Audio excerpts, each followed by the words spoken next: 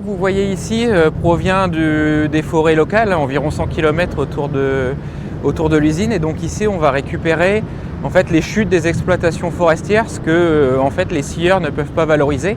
Donc on va être sur des portions d'arbres malades, on va être sur des branches qui ne sont pas exploitables pour faire des tonneaux, pour faire des charpentes, pour faire des meubles.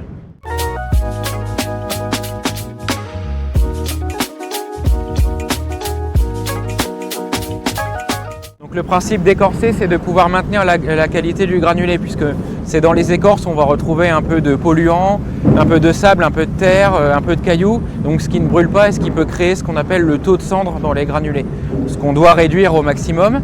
En revanche, les écorces qu'on enlève des morceaux de bois, on ne va pas les jeter, on va les récupérer, on va les mettre dans une chaudière biomasse et c'est cette chaudière qui va nous permettre de sécher le bois dans le process de fabrication des granulés.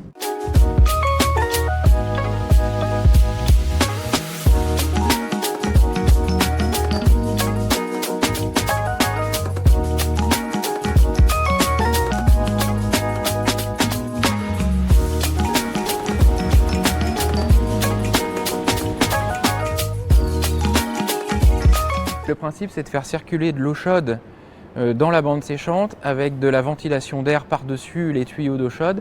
Et donc, ce qui fait qu'on va venir souffler de l'air chaud sur le tas de petites plaquettes qui avancent tout doucement sur la bande et arriver donc du départ de la bande jusqu'au bout de la bande, et la biomasse a le temps de sécher et donc on part de la bande à 40-42% d'humidité et on arrive en sortie de bande à peu près 12% d'humidité. L'idée c'est d'augmenter l'énergie présente dans un sac de granulés. Donc pour augmenter l'énergie, on enlève l'eau qui elle ne brûle pas. Donc l'idée c'est de maintenir le plus d'énergie possible dans un sac de 15 kg pour transporter de l'énergie et pas de l'eau, pour que les gens chez eux mettent de l'énergie et pas de l'eau dans leur poêle.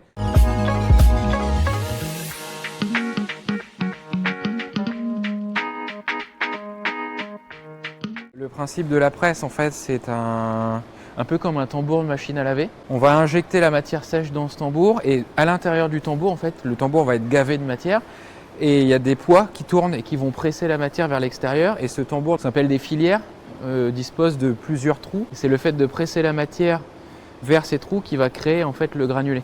Donc un peu comme quand on fait des spaghettis, on presse et hop, on sort le spaghetti. Sauf que cette filière va tourner. Et il y a des couteaux qui viennent couper le granulé, ce qui fait qu'en fait on vient faire des petits morceaux.